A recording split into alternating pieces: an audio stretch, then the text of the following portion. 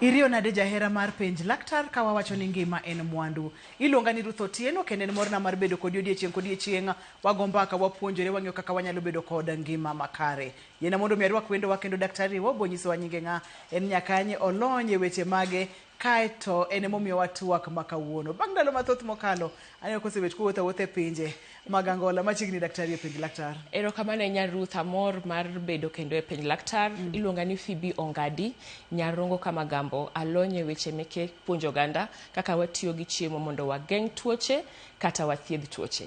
Kawuono wadwa wuoye gimiluongo ni food poisoning kata ler mar chiemo. Ler rito chiemo e yo maler kata ber mar ler e chiemo kata kwakete ni food poisoning. Donge wang'iyo kacha poisoning en weche mag kwiri kata sum?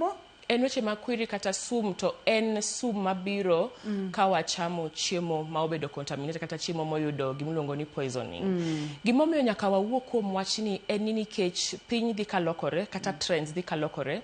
Ji mang'eny chamo chiemo e streets, mano manyiso ni kwa wuotho tiyudo chiemo motedi, ji mang'eny chiemo e otende, ji mang'eny bende kawo gimiluongo ni food deliveries. Koro tede e ot kata mana bedo ni kaka ne ji chiemo nyenye ot, dhi kalokore nikech dich mar dhano, wabedo modich. Koro ng'enyne ka ji ni oko, iting'o chiembi moro idwani mondo icham, iting'o lunch ni moro sama in e chiro kata ing'e tich idwani mondo ichame. Koro kawuono adwa puonjore ni to ere kaka wanyalo ng'iyo ler mar chiemo ma wachamo mondo kik wayud gimiluongo ni food poisoning kata mondo chiemo mwachamo no ke chiemo nego bed ni wasepuonjore ni chiemo gero dend, chiemo tego del. Koro kwadwa ni chiemo oketh del kata ohiny del. Kaito bende wacho ka pile pile ni nyalo tigi chiemo e timo tuoche nade? Geng'o tuoche kata thiedho tuoche. Erokamano ahinya. Mano Dr. Phoebe Nyakora Mugia Jwang'a kaka iwinjo no kawuono wadwa go mbaka kotenore kod kwiri marach mabedo e chiemo. Ma bende biro kotenore kod kaka ikano chiemo, kaka iloso chiemo kata kama iyude chiemo michamo no. Samoro inyalo wuoro ni to ere kaka kwiri nyalo bedo e chiemo, be ni otede kata e pap, otede kata e hotel. Inyalo wuoro ni to ere kaka chiemo ni nyalo kelo ni chandruok kata midhiero. Kongimulna mana matin kaka chiemo ma samoro kotede yo makare nyalo kelo midhiero ne del. Erokamano Ruth, pile penj laktar ka wawuoyo ga numbers kata wang'iyo data. Atamalo 40 mano World Health Organization kata Ministry of Health ma Kenya waka. Atamalo 40 kuom tuoche makelo diarrhea bedo related to kwiri kata mana chiemo mobedo contaminated. Banyiso ni sama ng'ato odhi osiptal, iye muore, odieo, atamalo 40 kuom sechego idhi yud ni en chiemo ma ok ler kata mana chiemo mobedo contaminated. Koro pile wawacho ni food safety gi food poisoning gin gik moko ariyo mopogore. Achiel geng'o to achiel koro nyisore ka koro geng'o cha oko timore. Koro food safety en koro timo kata mana kidienje ma wakawo mondo wane ni chiemo mwachamo obedo maler. Chiemo kogole puodho, kang'o kele ot kata gole chiro kokele ot, kaka idwa luoke, kaka idwa tede, kaka idwa kane, kaka idwa mure, kaka idwa tikode ka bang' kosenindo ndalo achiel kata ariyo. Mago tiluongo ni food handling. Kaka wadwa mule gi lwetwa, ka lwedo lil kata lwedo ler, mago te ka wang'iyo kidienjego mabiluongo ni food safety. Manyiso ni food safety cha en ogeng'o mondo kik tuo moro amora oa kuom chiemo nikech kwiri kata contamination. Koro food poisoning to koro biro bang' ka koro chiemo cha osebedo contaminated kata osebedo kwiri. Koro mae ma koro ranyisi, del chako bedo gi ranyisi manyiso ni chiemo mane ng'ata ochamo cha ne en gi kwiri kata ne en gi food poisoning. Koro ranyisi gi giluongo ni symptoms kata mana koro ranyisi ya madhi wuok bang' kosechamo chiemo nyalo bedo kong'ok mang'eny, odieo mang'eny kata koro dende bedo maliet mang'eny. Koro mago kiluongo ni food poisoning kata food safety. Wan gi weche ariyo, wan gi food poisoning, wan gi food safety. Iwacho ni achiel en mar geng'o ka chandruok pok obedo, ing'iyo kaka inyalo ket chiemo mondo mi obed safe ma okang' kute wuok e chiemo ka donje del. Kato kidieny mar ariyo en ka koro kwiri osedonje chiemo ma koro chiemo ma ikete dhogi ni kik digi kwiri odhi kelo ni chandruok. Koro kwiri gi gin gi kidienje adek manyiso ni to chiemo mwa kete sancha kata chiemo motedi ere kaka onyalo bedo contaminated yore adek. Mokwongo iluongo ni chemical contamination. Maendi ka ntiere residues mar pesticides kata kama sama ne e puodho, yath migo e nyanya, alot mondo ogeng' kute, mano pesticides, mano chemical contamination. Mano mokwongo. Mar ariyo ntiere giluongo ni biological contamination. Maendi koro parasites, viruses, gi bacteria to gi ng'eny, especially E. coli ema lead mago of bacterial kata mana biological contamination. Kaso kendo nitiere physical contamination. Mato koro contamination magi minyalo neno. Samoro kitedo chiemo tineno ka yie wich moro ni e kanyo, kite ni e kanyo mang'eny, kata mana samoro bende inyalo yudo insects e chiemo, mano koro physical contamination. Koro kidienje adek go gine the main sources makelo chiemo mondo obed gi kwiri, kata makelo chiemo mondo koro obed gi bacteria, kata mana toxins manyalo bedo ni koro ka wachamo e dendwa to koro hinyo dendwa. Luongo ni food contamination. E adegi mage mathoro bedo mang'eny. Mathoro bedo mang'eny en bacterial kata mana biological contamination. Kendo Kenya ka India tamalo mang'eny en E. coli kata mana Helicobacter, en gin bacteria mayudore e chiemo. Koro magi eki bedo mang'eny e Kenya nikech gimokwongo alwora kata mana weather patterns gen en warm around 25 degrees to 32 degrees centigrade. Manyiso ni weather wa en warm. Pinje mamoko yudo ka weather bedo mang'ich, kendo bedo mang'ich mana ka fridge. Koro manyiso ni chiemo okethre mayot. To wanto weather wa bedo that warm temperature. Koro mane momiyo biological contaminants bedo mang'eny. Koro bedo mang'eny nikech sama otedi chiemo to we chiemo alwora mang'eny, kata mana we ka pod okwe, kata ka ok oliet, to bacteria nyolore mayot. Manyiso ni chiemo onego bed ni nitiere safe temperatures kata mana safe margins mobede. Safe margins modeged en degree 4 kata 4 degrees to 60 degrees. Manyiso ni manere margin maka chiemo bede to bacteria nyalo dongo mayot. Tiyudo ka between 4 degrees to 60 degrees mane degrees ma Kenya nigo. Manyiso ni alwora wa kata mana temperature wa en between that. Koro mwinjo ka ng'ato wawacho ni mondo waket chiemo e fridge. Kwa keto chiemo e fridge to chiemo dhi bedo gi less than 4 degrees. Manyiso ni manero bacteria nyuolore bacteria dok piny. To kendo bende kokete freezer to koro kendo bacteria ok nyuolre kabisa. Manyiso ni otaminate moloyo. Kaso above 60 degrees koro mano ka chiemo liet. Kochwake kata koro lu. Ko wacho ni gimomiyo nyaka wawuoye en ni nikech weather wa. Mar ariyo, nitiere a lot of street foods. Street food ni chiemo ma ichamo e pape laro, nitiere sani wan gi smocha, wasebedo gi tong moboki mikete nyanya, kachumbari, wan gi nyama choma, wan kata mana gi nyoyo mitedo e streets, nyaka olembe. Koro yudo ni ka gibede temperature ma oko mang'eny, to kata ka ng'ama omulo gi lwedo molil onge, to miyo bacteria cha nyuolore mapiyo. Every 20 minutes bacteria double, mana nikech that warm temperature.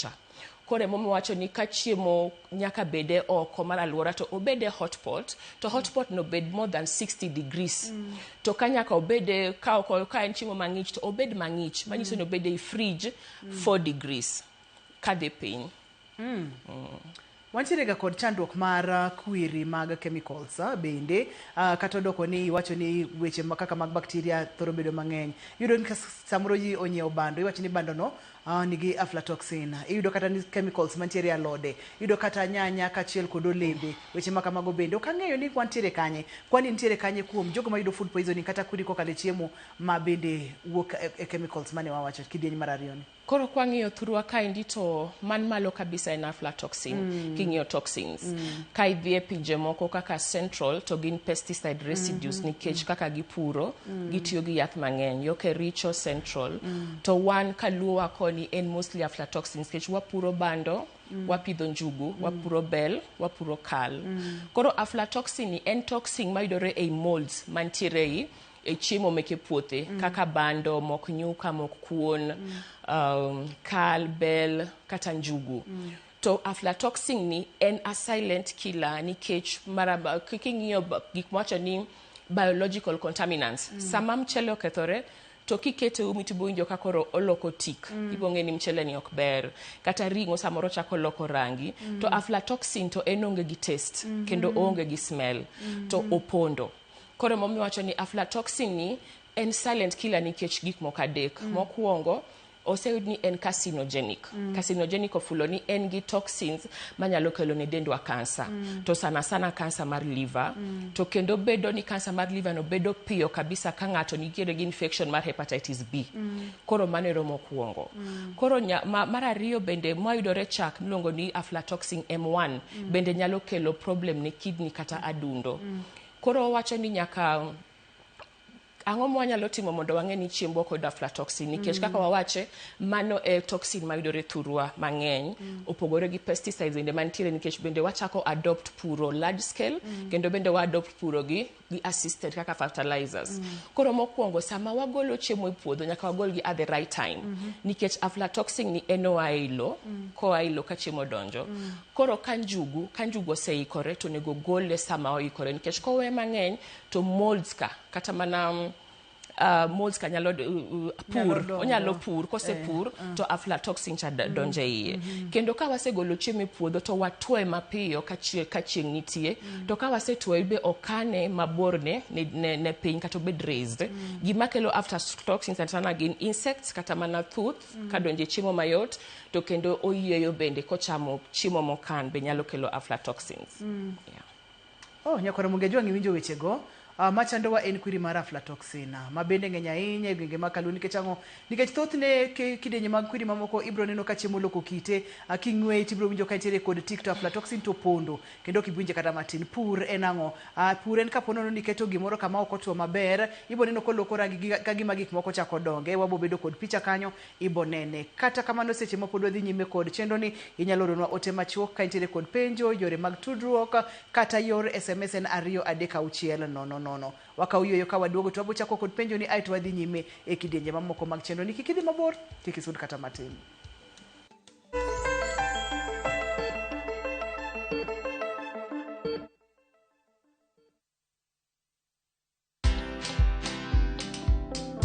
Hire the right people at home and pay them their dues. Don't pay minimum wage, pay living wage. There's a big difference. This idea of going home up country to get someone who doesn't even know how to flush a bathroom, a toilet, it is wrong. If your goal is to do that so you can pay them peanuts, for sure you will have more risks than you imagine. So that's the other thing. So hire someone at home or the people you need around you to build that ecosystem so that you do the signature things that only you can do. Watch this story and more. Download the Citizen Digital app or visit www.citizendigital.com and find the Citizen Originals portal. Kenya's #1 app, Citizen Digital. Royal Mabati Factory Limited keloni Christmas AUD. Wakeloni mabede mag corrugated kod box profile, brick tile gi roman tile nyaka AUD nono maonge chudo moramora. Gochnwa gi nono 722 638 kata ket order mari sani e www.royalmabati.com. This festive season, wake up where time slows down in Zanzibar, where every sunrise feels like a blessing, because true happiness isn't bought. It is felt in the sand between your toes, the laughter that lingers, and the ocean breeze that feels like home. From just $1,200 per person sharing, enjoy 5 unforgettable nights of barefoot serenity, 5-star comfort, and island warmth that stays with you long after you leave. Make this December a story of sun, sea, and togetherness. View Travel, moments that matter, memories that last.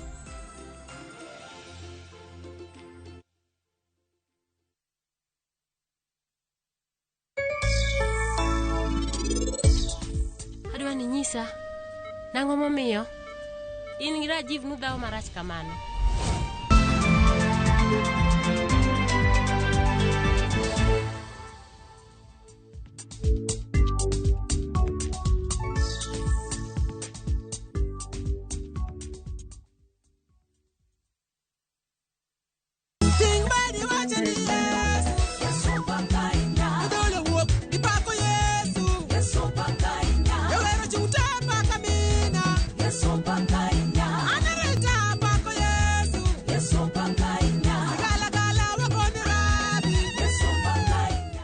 Ng'wono mar Nyasaye kihero wendeni bonyesa *860*419# to parni ya Ramogi TV ene od jower duto te.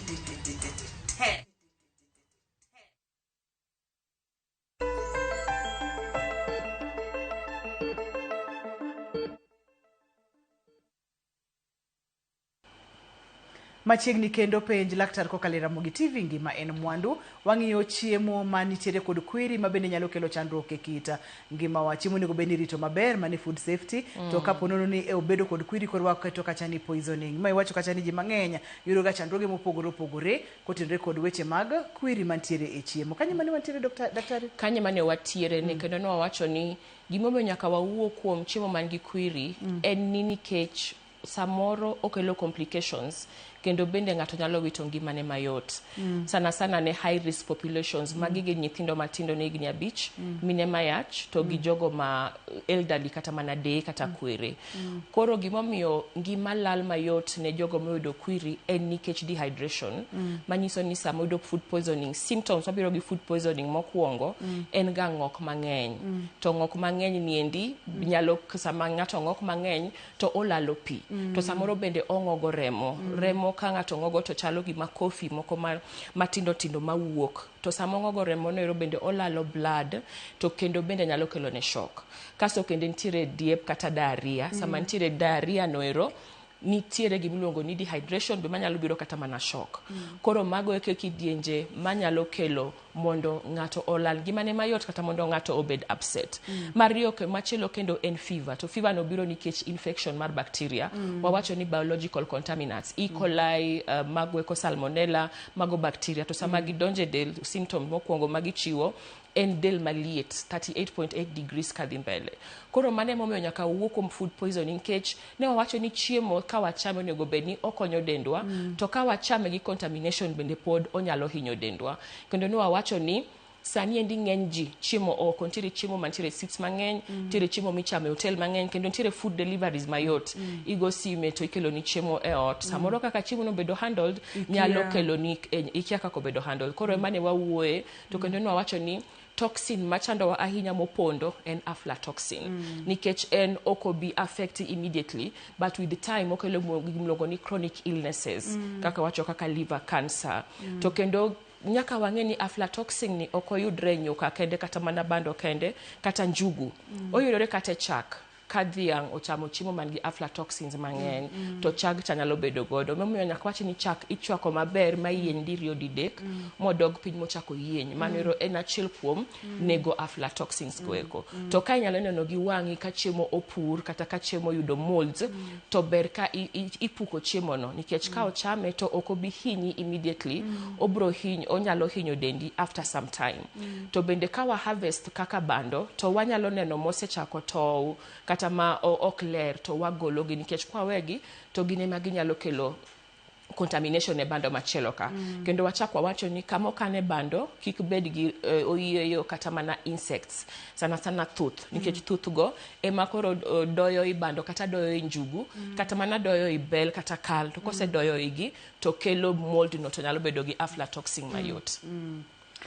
Ilere mabera chuth wantiere ka akod ranyisi mana kaka ni pono cha ranyisi mag kwiri e chiemo. Iwacho no kata ni diep nyalo bedo kanyo, samoro chuny mating'ore, del machwakore nikech kobiro e yor bacteria kod weche makamago. Ntiere ga ywaruok kata paro mopogore opogore kaka imulo chiemo kata kaka itedo chiemo mamoko. Kuom ranyisi gweno, thoth ji kachiel kod ring'o, thoth ji wacho ga ni kaber to onego bed ni iluoko ring'o kata gweno kapok itedo. Jomoko bende wacho ni oyo ok onego bed ni iluoko, ni kapo nono ni iluoko kata kok iluoko to miyo kwiri nyalo medore moingo kaka debe ni iluoke kata kok iluoke. Akiko gi iwacho gweno gi ring'o. Koro kata mana jotedo kata mana iluongo ni chefs kata mana food production ndalo mang'eny osebedo ka wacho ni gweno nyaka luoki kapok otedi. To sani oseyudre ni luoko gweno sana sana luoke e surface ma iluoke sink to pi splash kelo contamination ne alwora mar jikon. To kendo bacteria mantiere e gweno en olal ne tek. Obro donje kitamba mite miywe godo gik moko bodonje usi miluoko godo sande. Koro wacho ni gweno mokwongo ka en gweno mar Nyaluo to kose gole nikech sami golo chati dumbe pi maliet. Kwa dumbe pi maliet mo gol yiere maber to kami ng'ade gweno onego nikech ka iwe open to sana sana ubro kwirigo kata mana contaminants bro dong e kitamba moywe godo cha. Koro inyalo umo kanyo ting'ado gweno e wiye kanyo. To ka en gweno mar Nyaluo giminyalo luoko kende en iye ka obed gizzard kata mana nyombich. To gweno modong to ler ing'ada ng'ada maler to ikete e sufria itedo tiluoko nyombicha bende yore iluoko kanitiere jok machamo nyombich kata mana machamo gizzard iluongo ni gizzard noero iluoko maler to iriwo nikech gweno contaminants mantiere gweno degrees kata mana temperatures above 70 degrees 74 degrees nego gi mayot to mano mana nego gi ka otedi gi kata mana ka otedi to ka en gweno mar broiler mingiewe supermarket gieki to mana nanga maro kata mana serviette to inyalo mana pat godo the excess water mantiere gweno cha ting'ada ng'ada kaka eno titede to wacho ni ka en kama itedo gweno to idwa tedo alot to gweno emilos mogik kata mana ka ilos alot to kik ilos alot kama nolose gweno nikech contaminants mar gweno ka contaminants mar ringo wuok mayot mondo wuog kama iketo no mondo odonje i alot nikech oseyud ni bacteria mantiere e gweno manumu lalne tek moloyo bacteria mantiere kuonde mamoko koro wacho ni ka gin kama kuonde mantiere ute kata mana kuonde mitede chiemo to ka nyaka iti gi chopping board to tinde wa encourage color coded chopping board ofulo ni kantiere kata moro wacho ni mayelo mano mar alode koro eno ng'ado alode kende chopping board ofulo ni baw moro mite ing'ade chiemo eno ng'ado alode kende koro manyiso ni onge chieng' mayelo chopping board bro ng'ado ringo Ketamo ngado ringo to salmonella mantiere ringo ka mondo ango wuogi e chopping board ni nyalo donge a lot mayot.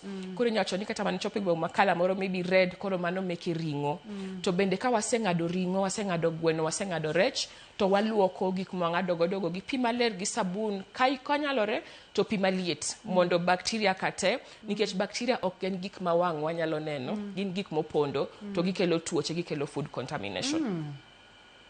Wach mar gweno no juicy way mang'eny mokadhi onego luoki onego kik luoki onego luoki nyakwara moge jong seche ma itedo ga gweno iluoko ga koso kiduoga iwinjo gima daktari kawuono wacho ni kute mayudore gweno manumu mar bacteria ni dire kako nyalo budho kendo nyalo dak aminga kuonde mamoko makoko gole to nyalo kelo chandruok to kinyal ng'eyo nikech samoro bawo mani ng'ado godo gweno ni emichaki ng'ade nyanya te emichaki samoro ilawe alawa ti ng'ade nyanya ti ng'ade kitungu kae to bende seche miluoke okiluoke maber onyalo kelo ni food poisoning ichako wuon to kare ang'o matima kare kaka ni loso chiemo ema kelo ni chandruok. Mantiere kod gimoro ma uwacho gal kaka lakteche ni danger zone. En ga kanye to mulnwago kanyo mana matin. Rokamano danger zone ofulo ni alwora mayom ma bacteria nyalo donge mayot. Bacteria, parasites, fungi, walogo ni biological contaminants.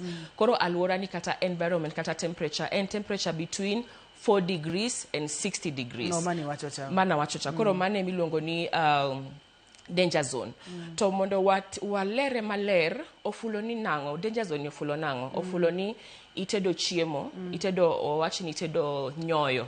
Tingado cabbage more bathe kanyo kata avocado. Tiweyo nyoyo no, obede san, koelore seche moko ariyo seche moko adek. Koro bang seche moko ariyo seche moko adek cha poko mure poko time gimoro amora osechako bedo gi environment maber mar bacteria mondo chak munyuolore mondo chak multiply. To bacteria no en koyudo environment maber kata ka ng'ato komulo chiemo gi lwedo molil to after every 20 minutes to odabo 20 minutes to odabo manyiso ni koro ok ber kwawe chiemo mo oyawre for 2 hours. Emo wacho ni kata mana chiemo ma itede streets kata mana ma iuse streets ber ka ng'ama tedo cha bedo gi mach moro ma muro chiemo no kata kama use doka jomoko tedo nyoyo to jiko moro ni pinyo dongi mach moro matin masik muro nyoyo no nikech ka ng'ok muro nyoyo no kowe to 60 degrees and below cha to bacteria nyalo chako nyuolore. To mind be a concept ma fridge tiyogo nikech fridge keto chiemo e fridge ma piny en below 4 degrees centigrade. Below 4 degrees nero miyo nyiso ni bacteria ok bi nyuolore mayot. The dog piny levels to ka bedo chiemo kete freezer kata e ice to koro bacteria ok nyuolre kabisa. Koro wacho ni mondo wakonyre nyaka koro kuonde mi use chiemo e restaurants kata kuonde mi use chiemo obedni nitiere kaka inyal ng'i above 60 degrees centigrade and above. Kono uyo gi jowe wa mauso smoky, mauso smocha, mauso samosa, mandas. Samosa sana. Mandas nitire another level. Chimo mang'ich. Ema bacteria ero nyuolore. Bede gi hot pot moro, maketo chimo no bedo maliet. Nikech idhi bedo kode oko e muda mang'eny kiuse. Ema ineno ka somo jomoko uso smoke tineno ka nitiere chiemo maliet ma iro moro wuok. Mano ber kabisa nikech lietno bacteria ok dwar. Koro above 60 degrees bacteria ok dwar, kendo below 60 degrees bacteria ok dwar, below 4 degrees bende bacteria ok dwar. Koro mane iluongo ni safe levels. Kowe chiemo kendo koro chiemo moweya ma ok omul monindo onindo to kendo kinyo chiew idwa chame, mano chiemo makoro very dangerous. Many bende parono ni kata kisetedo tiwewe chiemo kanyo kokiumo okirite yo moro amora, mano chiemo manyalo bedo kod kwiri manyalo michando. Katiere kod penyo moro ka Dr. Phoebe daher mondo mi iwinja ne kumochomo nikech ng'eni kaka oganda luo thoth nene wabago ga nyuka. Katido ka samoro ng'ato bago nyuka moweye ma odhi kagima wiye kacha puro nyalo lokore ma green. Antiere kod penyo moro ka wacho ni penja laktar ni ng'ama omadho nyuka mobagi be nyalo yudo kwiri ne. Koro wakete nyuka mobagi mochopo kama koro obiro maralum matin. Kawa dok chien mati nyuka mobagi osebedo kwa puoyo e program ni nikech okonyo gimiluongo ni gero gut microbiome, oting'o fermentation ka iluongo ni probiotic kawa chamo gi to konyowa mondo wayud nutrients mamoko mantiere e chiemo to kendo konyo mondo oteg lokro mar chiemo. Mana ni koro kawe mobagore mobudho to koro kata samoro ineno kata ka wiye chako popni to gik moko biro wiye, mano chiemo madonji dangerous makata samoro nyalo madhe to ok ibed gi symptoms meke food poisoning lakini oyinyo dendi. Koro safely onego wabaga nyuka kaka itimega 2-3 days to iruwe te to imadhe nikech kata mana chak bende mobagi wacho ni kapok obage kata kapok opote to okwongo chwake. Ka ipoto chak ma ok ochwaki to Helicobacter bacteria ka nyalo dongo e yo mayot. Koro koseloko rangi chich kode, ka oseloko suya ne chich kode, bende kata ka osechako popni bende chich kode, ka osechako bedo gi pur mani mabor kata mani machiegni bende chich gi chiemo nikech samoro onyalo kelo food poisoning. Nyakoro Mugejongi winjo wechego kata kibago nyuka kikibage makoro dhi ahinya, ibage baganda laria de kaka dwarore katiruwe te to rumo. Ok ni moro ma mache mimede mani wacho ni ok ber kata matin. Ipimo no kacha ranyisi maka ng'ato neno to nyalo wacho kata nyalo chich ni koro food poisoning osebedo kod kwiri e dende kendo nyalo kelo ne chandruok. Antiere kod penyo machielo ka owacho kacha ni penj na laktar ni to kapo nono ni in jagono mating'o chiemo dhigo e chiro kata dhigo e tich, kako nego bedi tinge yo makare nikech ok inyal tinge gi mach masik chwake kaka ni wacho ni wabed gi mach moro matin cha. Mano penjo maber kabisa. Samoro amora mawuoyo taja paro ng'ama tiye chiro mauso kendo paro ng'ama tiye office.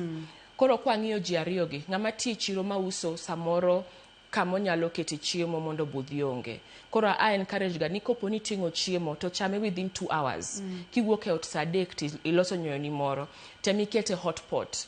To ka iseneno ka koro lietne dok piny to tem mondo ichame mapiyo within 2 hours ka ise gole, ka ise wuok ot makoro in e chiro. To ka in ng'ama ntiere office kiting'o chiembi kidonjo office ni ikis nikech ka wang'iyo jam ma Nairobi kata mana towns mwadake Kisumu o Mabei to ok inyal budhe jam for more than 1 hour. Koro to wacho ni safe levels above 2 hours ok onego bed ni chiemo bedo oko. Koro ka idonjo office ka ntiere refrigerator, most offices nitiere gi fridge, ka chiemo cha tiso e fridge piyo. To kendo bende kata ka onge fridge to kuongi muro obed maliet, afadhali obed maliet kech ng'eny offices tiri gulongo ni microwave and safe nikech en above 74 degrees manyalo geng'o bacteria. To kana chiemo kamano miwe ma ok omule to linga 2-3 hours bendo dangerous ne del. Koro ng'ama nie chiro cha otem chiemo miting'o cha to chame piyo within 3 hours koka ng'eny ahinya. To kendo tem mondo ikete hotpot oket kama liet.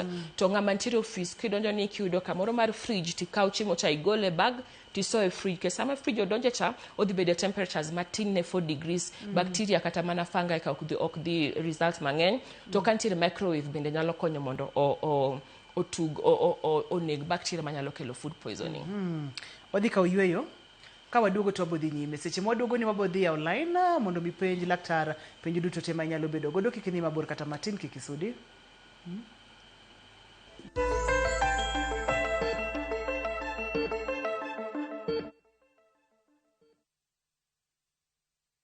Tired of late rides and shady charges? Itisha Wigo. Now Wigo, you get more than just a ride. Unapata on-time pickups, gari safi na fresh every time. Ride V-Smart, ride V-Safe, now Wigo. Download the app now, ama SMS Wigo to 2045. Wigo, your trusted ride.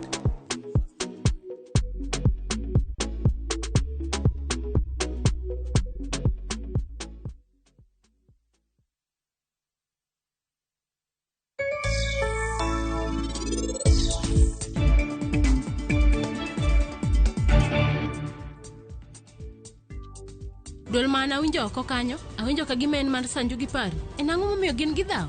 To bende gin pok giromo ga nyaka nene?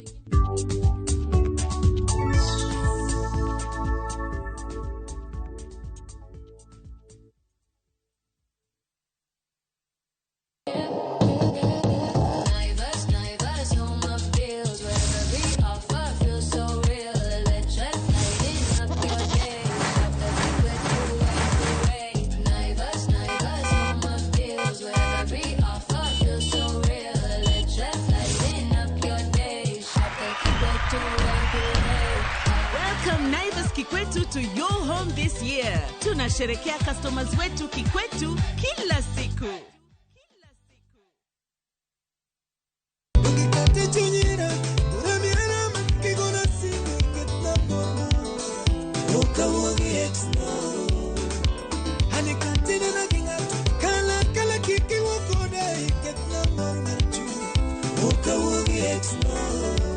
Mondo miud thuma mar Exna kaka skiza tune mari di star 860 star 418 hash. Ramogi TV e audio thumbe duto.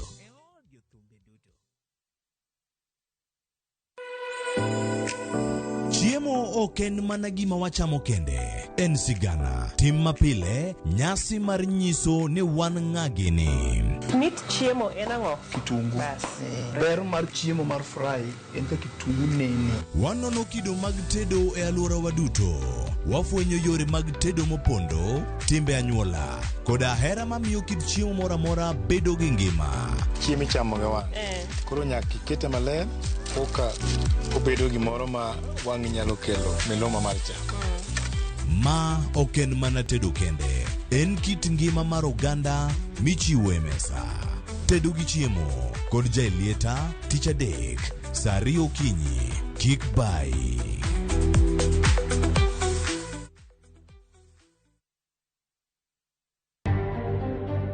After I was announced the winner, my family cannot access home. And we are here playing like, is it Bunism mchezo tu? You want to secure an illegitimate victory. Then unasema tu a leader. Jokanyo golo pachgi e kinde ma IBC obago mbaka mar kaka nyocha obagi yiero madundo. Moko kuomgi olero sand manyocha gi kadhe. It is very sad that even very senior people in government are operating under false documents. EACC oyango ni mit bilie pod ni malo e kindi kit mibadhi ma okoko Kenya kaduol no pod menyo buchego mag mibadhi. Hivyo kusherehekea siku hiyo wakiwa nyumbani. Suluhu has already predetermined its findings by branding peaceful mobilization as manufactured unrest. Serikal ma Tanzania ochuno ni jopiny obedie udi kanyasi mar hingo odiochieng' uhuru dhi nyime e kinde ma jokenda toganda bende sundo mar bago ng'anyo.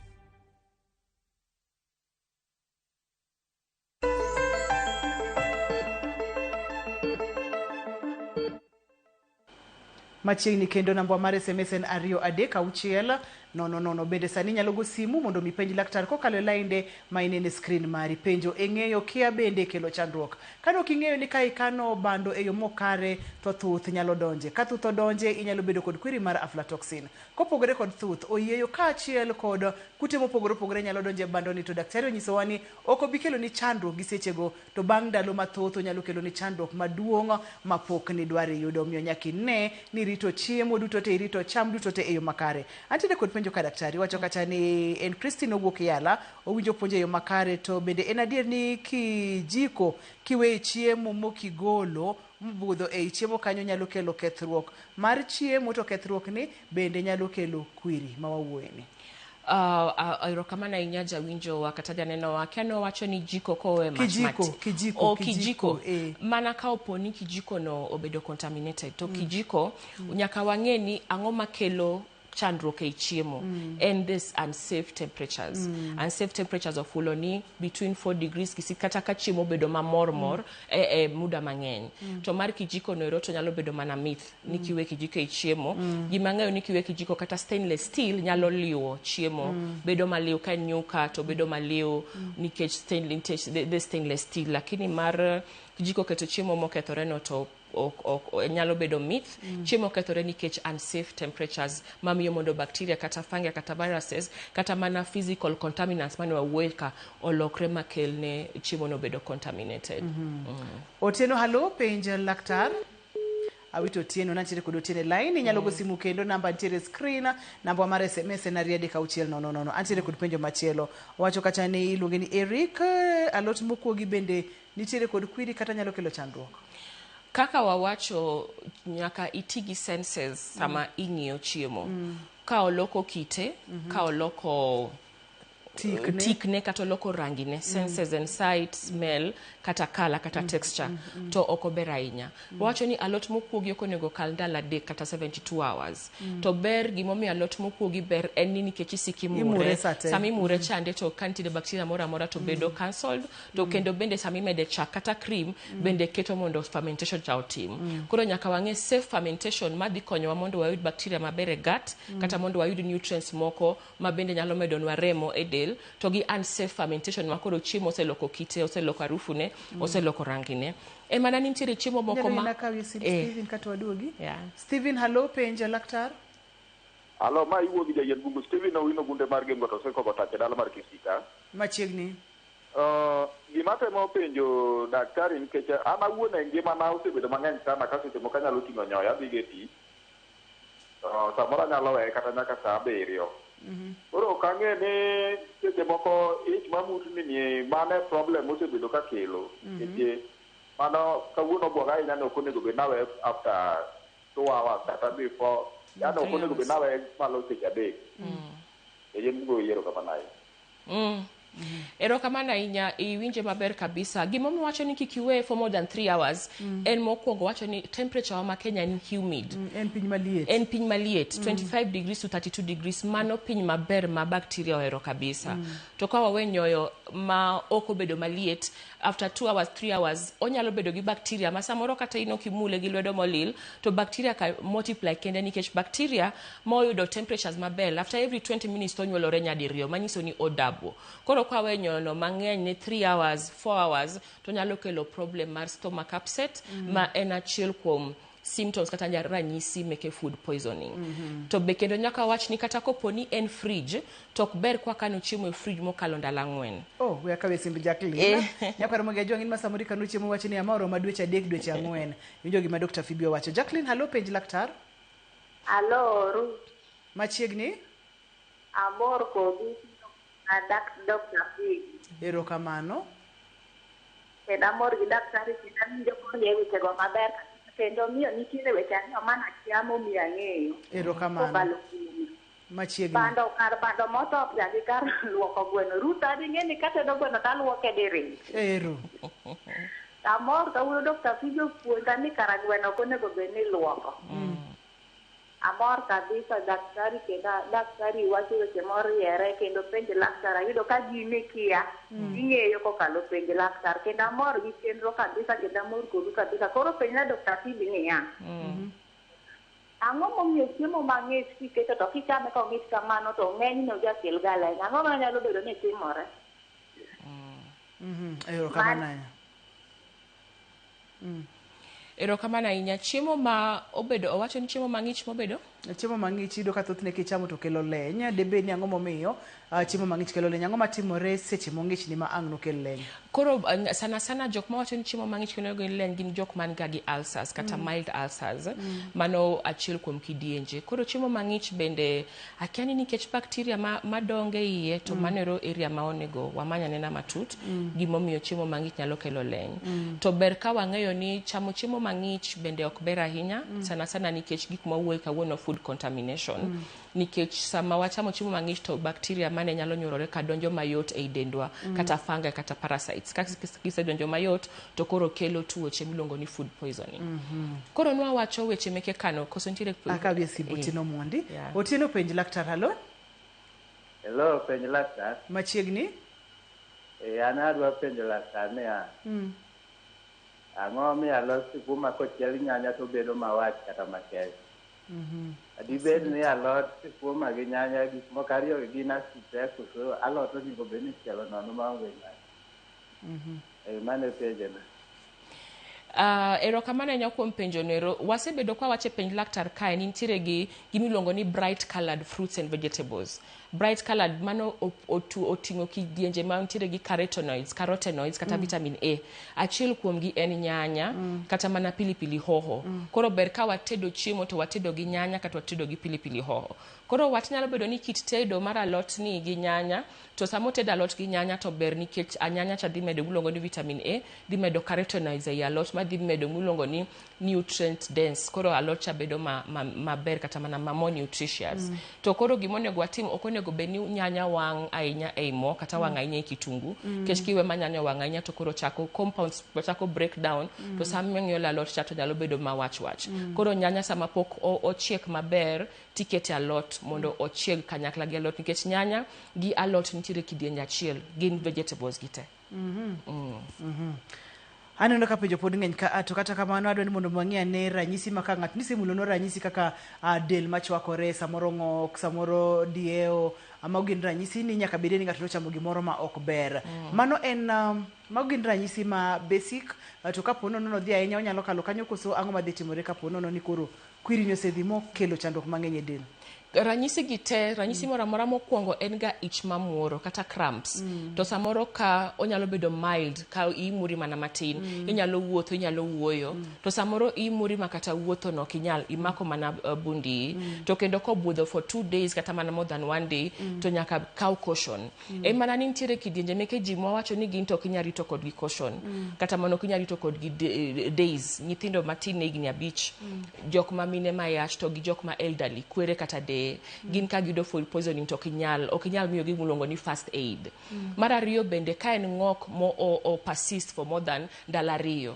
to bende koro rach zaidi kata ka imodho pi to ing'oge to samoro bende koro rach ahinya ka ing'ogo remo kata mana ng'ogo remo fulo ni kaka kofi moro madongo ni neno ka gik moko chalo kofi wuok to samoro bende ka en diarrhea to kendo kori diarrhea samoro wuok remo to koro gima nyalo kelo mondo bed more serious en dehydration kako neno ka nyathi wenge ne donjo iye dhoko tuo to bende ok odwa dhi urination dok piny manyiso ni kata mana lach ok onyal kadho del ma weak kata mana yom mago nyalo bedo ranyisi kendo bende cramps kata mana neck pain mabiro malo agoga kabiro e bundich mapiny mago bende nyalo bedo ranyisi meke food poisoning koro wacho ni ka food poisoning odonjo nitiere gima nyalo timo ne first aid kapok wadhi osiptal to wacho ni first aid ok ber ahinya ne kidienje adek ma wacho ka nyithindo ma 5 years mine mapek kod joma higi oseniang koro jomoko to ka ichamo chiemo moro mineno ichamo kata mana tong e streets to gi kachumbari moro cha to ka imuri tinyalo modho pi kata mana ORS okay kata mana nyuka ma otedi to bedo maliw maonge sukari maonge kata mana margarine mano nyalo konyo bende jok modak e yor coast nyalo madho pi mar coconut water e pinas mano bende ber koro kendo wacho ni sama imuori kata mana dio ng'eny to itemo mondo ikaw break ne solid foods mani dhi miyo intestines opportunity mondo ogol toxins cha oko kuom modho pi to gichamo chiemo ma bland ofulo ni chiemo maonge mo mang'eny onge sumi mang'eny onge skari mang'eny to kendo bende ka inyalo ruwo ORS e yot bende bedo mayot mago koro gik manyal tim ma first aid to ka odhi ahinya more than 2 days koro bedo nyaka koro dhi osiptal nikech nyalo yudo shock mayot nyalo bedo dehydrated bende mayot to mage makelo wito ngima apoya nono nikech ok adwa ni mondo mi wadhi kama ng'ato wite ngimane wadwa ni mondo wang'e ni katiere yore mag thieth to gin thieth machalo nade thieth mar food poisoning nyaka tim osiptal nikech nyaka gol gimokwongo ma itimo osiptal en stabilization sana sana ka koro ng'ato osebedo dehydrated mang'eny to koro nyaka bed electrolyte imbalance nyaka time rehydration luwore gi kako bedo presented koro thieth mar food poisoning ok ber kitime ot ber ka ng'ato dhi osiptal to mak mana nitiere first aid minyal time ot kaka wachogo kendo ndalo mang'eny osewach ni ka ng'ato oyudo food poisoning to ni miye chak mondo ong'og to sani endi research osewacho ni chiwo chak nyalo keto symptoms bedo mawas inyal mana chiw chak daktari chiwo ga mana chak koponi en acid ma ng'ato muonyo chiemo ma acidic to mana chak bende mana matin mondo o dilute lokro mondo lokro kik wang' to wacho ni ok ber kimiyo ng'ato chak ka en gi food poisoning nikech ng'ok cha dhi wuok kende mondo dhi timore kende maonge inducing kata mana matin koro food poisoning wa encourage mana first aid ka en mild to ka symptoms gi okalo 48 hours kata 2 days to ber ka ng'ato dhi osiptal to nyithindo matindo to ok ber ka waritogo kata ng'ok diriyo didek to odariyo diridek ok ber ka warito kodgi moko dhi osiptal wang'iyo kacha food poisoning kata kwiri marach mabede chiemo wang'iyo kaka kwiri nyalo bede chiemo wang'iyo kacha kaka inyalo rit chiemo mondo mi kik obed kod kwiri ka ikete e temperatures man malo kata mantiere mapiny mokalo wach mogik minyalo weyowa godo odiochieng' ma kawuono kotenore kod twagni en mane daktari refrigerator ber to konego wakan chiemo e refrigerator kata e fridge mokalo ndalo 3 kata ndalo 4 to nitiere bende chiemo moko makoro konego bed e fridge mokalo ndalo 2 achiel en mchele nigi toxin madonjo mayot kendo en toxin makodonjo e mchele to ok olal mayot kata gi high heat koro ber ka jok matedo mchele mang'eny to dwa kano ndalo mang'eny lose tikete freezer kama ice nitie kata kikete fridge to chame within 2 days chiemo kaka omena gi rech bende chamo within 2 days nikech wadwaro ni chiemo okony dendwa to kik hiny dendwa to ing'eni ma wach mar chiemo e magawa ni bende dhi bedo matek matin nikech ok ing'eyo ni chiemo ni notede karang'o ok ing'eyo ni orite yo mane kata aflatoxin kata kwiri moro amora kodonjo e dela ok ibi winje gi e lak sechego moko bende ibo winje e lak sechego to moko biro kawo ndalo mathoth mokalo kaber to nyaka koro wachak loko tanga wachak paro kaka wanyalo rito chiemo mondo mi chiemo kony dendwa ka ng'ato dwa yudi Dr. Phoebe nyalo yudi kanyo nitiere Doctors Plaza 5th floor isetika koda kamano Doctors Plaza kata kamano puonj mikelo tikelo puonj maber mokalo kendo waduoko ni erokamano mathoth ageno ni odiochieng' machielo ka waluongi tibo biro imed puonjo oganda wechendo mar penj laktar kamano ne Dr. Phoebe waduoko ni erokamano mathoth en puonj maber mokalo noking'eyo samoro bende ni ng'eyo ang'eya tikawa kawe yoro yiem ni bago nyuka tiwe ibage nyalo kelo chandruok kiting'o chiemo idhi godo tich e seche 2 ko kamano tikete fridge mondo mi obed mang'ich chiemo onego bed ni konyo del ok onego bed ni okelo kwiri ne del ne jowa mochung' ne kamera ne duol kachiel kod taya aduoko erokamano mathoth ne director na erokamano Nyabobo kachiel kod producer na Perpetua ne india hera mar cheno ni wati gi chiemo mondo mi okelnwa konyruok to kik okelnwa chandruok iluonga ni Ruth Otieno oriti uru masane